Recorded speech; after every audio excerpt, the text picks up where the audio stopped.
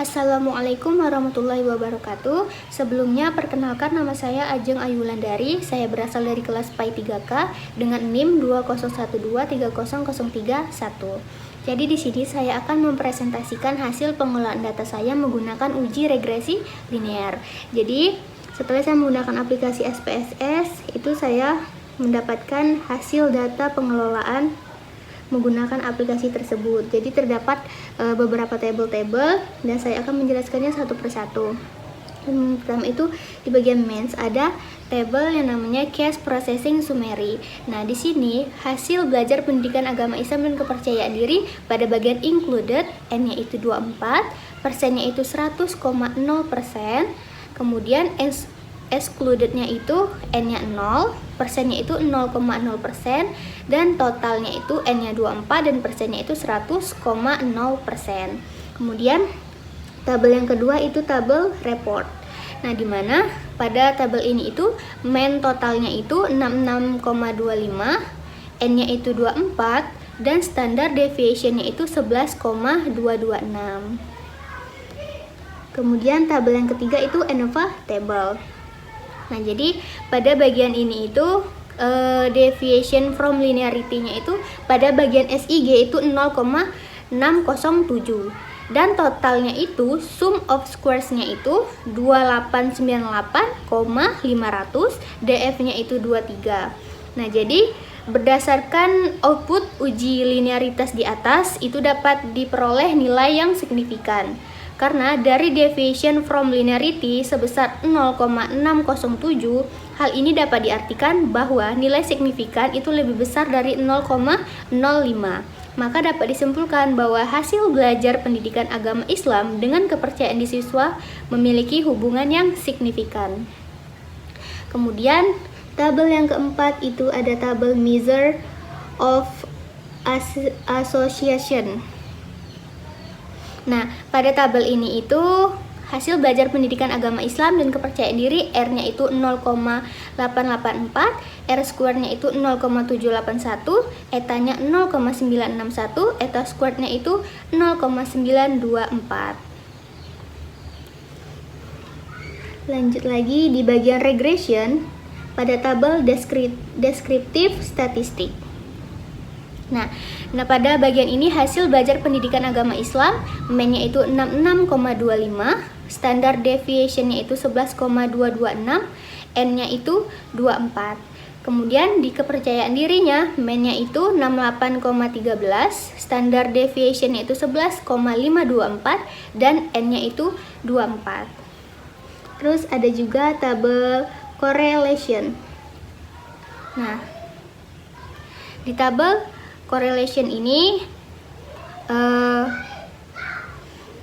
persen correlation hasil belajar pendidikan agama Islam dan totalnya itu hasil belajar itu 1000, kepercayaan dirinya itu 0,884, kemudian kepercayaan dirinya itu 0,884 dan 1000. Kemudian SIG dan 1 mean tailored itu hasil belajar pendidikan agama Islam. Hasilnya itu di sini strip, kemudian kepercayaan dirinya itu 0,000 dan kepercayaan dirinya itu 0,000 dan di sini juga strip, nggak ada. Dan yang terakhir itu N, hasil belajar pendidikan agama Islam. Hasil belajar pendidikan agama Islam di sini 24 dan kepercayaan dirinya juga 24. Kemudian di bagian kepercayaan dirinya itu juga 24 dan di bagian kepercayaan dirinya itu juga 24. Kemudian ke tabel model summary. Nah, jadi pada tabel ini itu R-nya itu 0,884A, R square-nya itu 0,781. Kemudian adjusted R square-nya itu 0,771, standar error of the estimate-nya itu 5,367. R square change-nya itu 0,781, F change-nya itu 78,632, DF 1-nya 1, DF 2-nya itu 22, dan SIG F change-nya itu 0,000. Yang dimana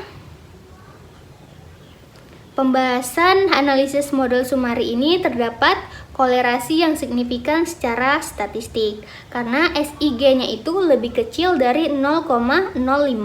antara kepercayaan diri dan hasil belajar pendidikan agama Islam. Nah, jadi karena SIG F change-nya itu 0,000 itu lebih kecil dari 0,005, maka kita menolak H0.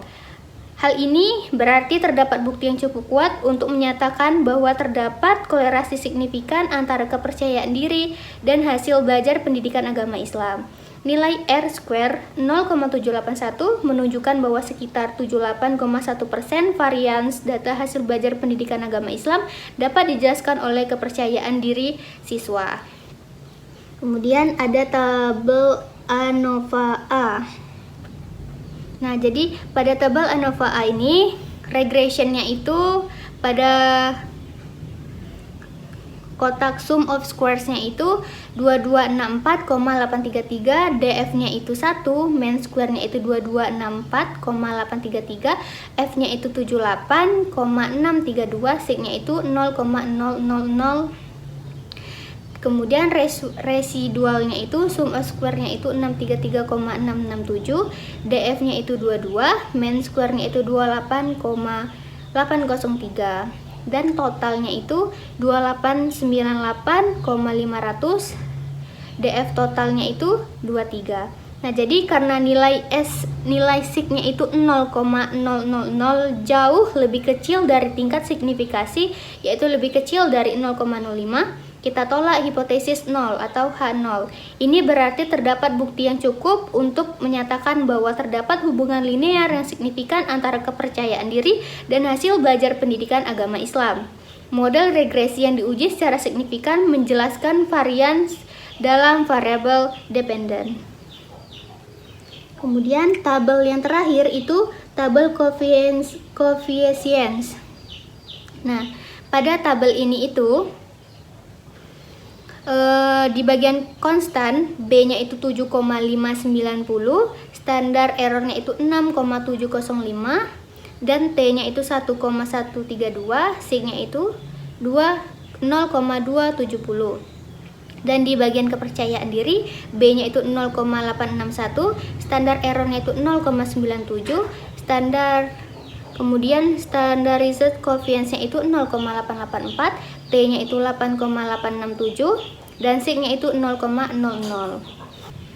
Nah, jadi di mana hasil belajar pendidikan agama Islam adalah variabel dependent atau variabel Y, kemudian kepercayaan diri itu adalah variabel independent atau X. Nah, jadi 7,590 itu adalah konstanta atau intercept,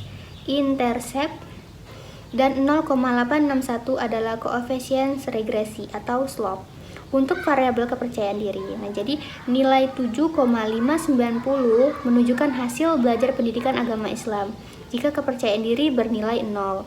Nilai 0,861 menunjukkan bahwa setiap peningkatan 1 unit pada kepercayaan diri akan meningkatkan hasil belajar pendidikan agama Islam sebesar 0,861 unit.